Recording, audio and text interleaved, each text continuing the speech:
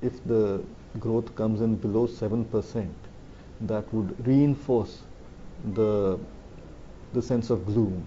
And what would happen is that economists' fears would be confirmed because they've already been revising their projections downwards.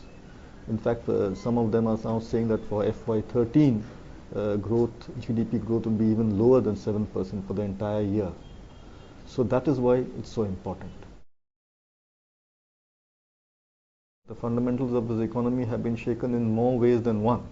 I think that during the global financial crisis, what happened was that the government stepped in to prevent a downturn.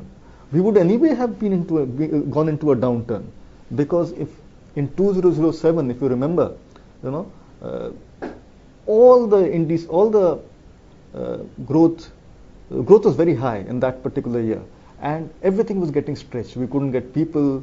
There was problem about getting materials. Inflation started going up.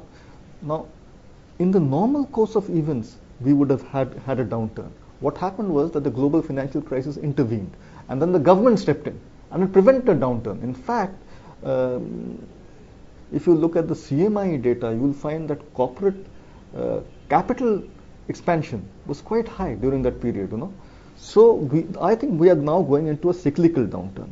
The worry is that this cyclical downturn might become a structural downturn, which is why economists are saying that you need reform measures which will kickstart this economy. The structural problem is on several counts. One is obviously infrastructure, everybody knows about that. The second is inflation could become a structural issue.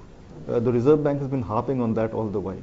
And the third is the reform measures like FDI, which make FDI easier. Those have not been forthcoming. The fourth is that projects have been stalled. The good news is that the government seems to be finally doing something about it. Quite a few I think last week, quite a few projects were cleared. And also this FDI in retail. I think that's an enormous step which the government has taken. The trouble is, all these things, the solution to all these things is going to take time. For example, let's say if you want to bring structural and food inflation down, you need to increase agricultural productivity. It's not going to happen tomorrow. It's the same thing with infrastructure. It's not going to happen tomorrow.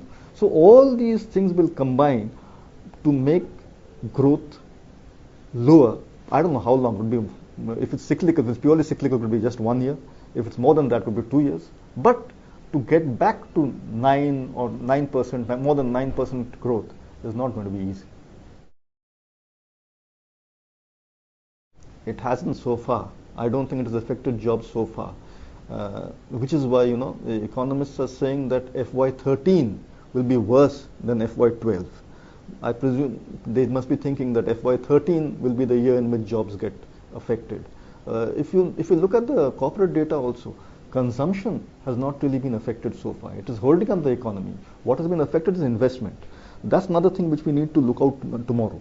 You see, in the first quarter figures, GDP figures, they showed that consumption was slowly coming down, whereas capex figures showed a sudden rise in the first quarter.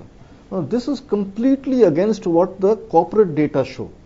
So sometimes these macro data is not as reliable as the corporate data. Anecdotally, we know that consumption is still strong, in spite of high inflation, whereas your investment demand is coming down. Strangely enough, the first quarter GDP data showed the contrary. Now we'll have to wait and watch for the data tomorrow to see what it will bring up.